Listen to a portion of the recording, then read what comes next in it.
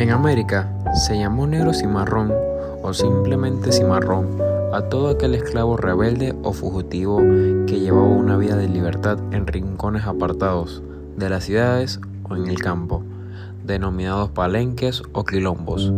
Posteriormente, en Cuba se adoptó preferiblemente el vocablo jíbaro para referirse a los cimarrones. Parece también que la palabra cimarrón casi nunca se empleó con los nativos americanos fugitivos de las encomiendas. Negros esclavos en Panamá que escapaban y se internaban en la selva, recibiendo el nombre de cimarrones, efectuaron diversos alzamientos contra las autoridades coloniales españolas, atacando las rutas entre Panamá y Nombre de Dios, lo cual puso en grave peligro el transporte y la comunicación entre el Mar Caribe y el Océano Pacífico. En 1548 ocurre una fuga de esclavos negros, organizaron un gobierno y reconocieron como rey a un esclavo llamado Bayano.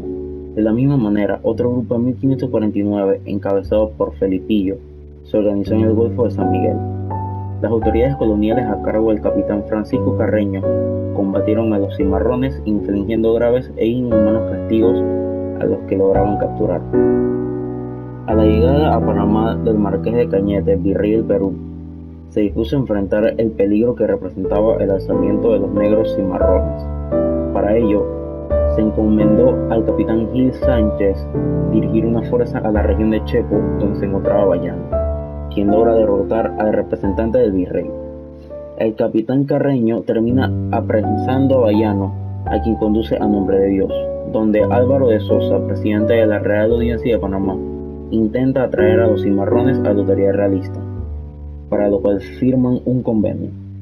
Una vez libre, Bayano continuó su enfrentamiento con los españoles, en esta oportunidad con el capitán Pedro de Ursúa, al mando de una expedición de 200 hombres, enfrenta a los esclavos alzados a quienes consigue vencer.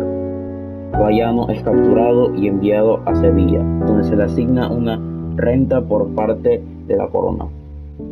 Los cimarrones colaboraron como guías de los piratas y corsarios que llegaron a Panamá durante la época colonial. En recuerdo de los célebres luchas de los cimarrones en las márgenes de Coquira o Chepo, se le dio el nombre de Bayano al río que afluye en el área. Organización. En los palenques, los negros cimarrones mantenían una vida comunitaria, caracterizada por la igualdad entre todos sus integrantes, tanto para el trabajo como para el reparto del alimento y el comportamiento social y moral. Para su defensa, en algunos palenques se habían construido fuertes.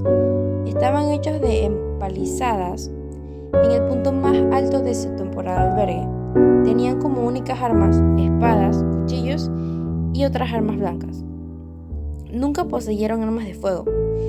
En otros casos, completaban su defensa acopiando piedras. Hacían ejercicios de corte militar, utilizando la táctica de las guerrillas. En el caso de los cimarrones criollos, no poseían rey. Sus jefes se hacían llamar coroneles o capitanes. Por tanto, estos no procedían directamente de África, ya que eran, como se dijo, cimarrones criollos. Población. En su búsqueda de libertad, se habían unido negros de diversas etnias africanas, incluso algunas que en África mantenían rivalidades muy marcadas, como en el caso de las etnias africanas congos, minas y terranovos. Economía. Tenía cierta independencia, aunque mantenía relaciones económicas más o menos normales con las ciudades y haciendas vecinas. En sus áreas de cultivo sembraban maíz y zapallo, y se abastecían de carne cazando venados y pájaros. Obtenían algún que otro dinero vendiendo sombreros y canastas. Si capturaban a un cimarrón fugitivo, los dueños, en ocasiones, le cortaban un pie para que no se escapara de nuevo. En otras ocasiones, castraban a los hombres y cortaban los pechos de las mujeres. Palenques en Panamá. En el Panamá colonial, el cimarronaje de los esclavos negros empezó con las primeras dotaciones de esclavos en el Istmo en la década de 1520. Los negros sublevados no se escondían de las tropas españolas, pocas y mal armadas, sino que también atacaban las caravanas que atravesaban el istmo e interferían con todo tráfico comercial.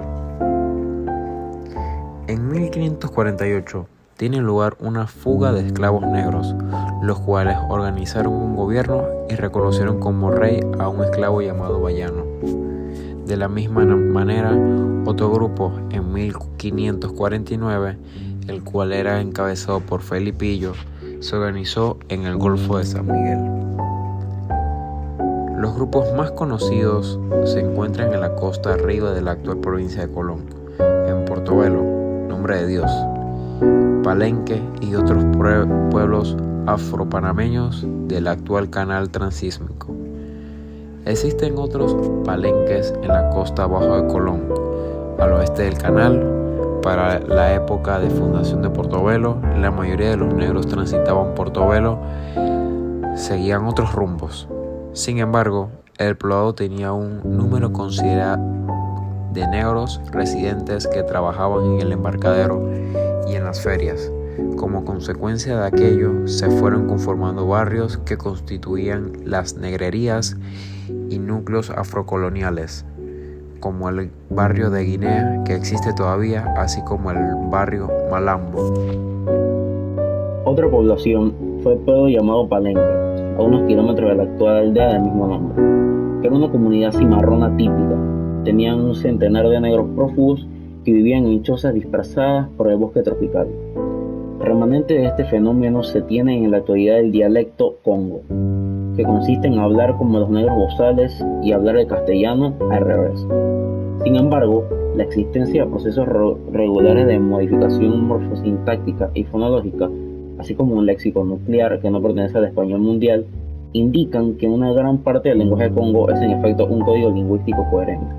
Asimismo, el baile afrocolonial congo, que consiste en una representación dramatizada de unos acontecimientos históricos de naturaleza singular o unos eventos prototípicos de la vida de los esclavos africanos en la época colonial. Estos acontecimientos incluyen la sublevación de negros esclavos, individualmente y en grupos, la crueldad de sus amos coloniales y la afirmación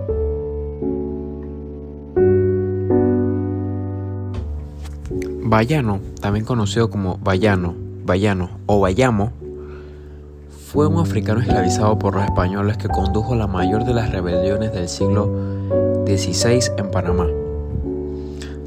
Se desconoce con exactitud el origen de Bayano, pero se ha propuesto que pudo haber sido capturado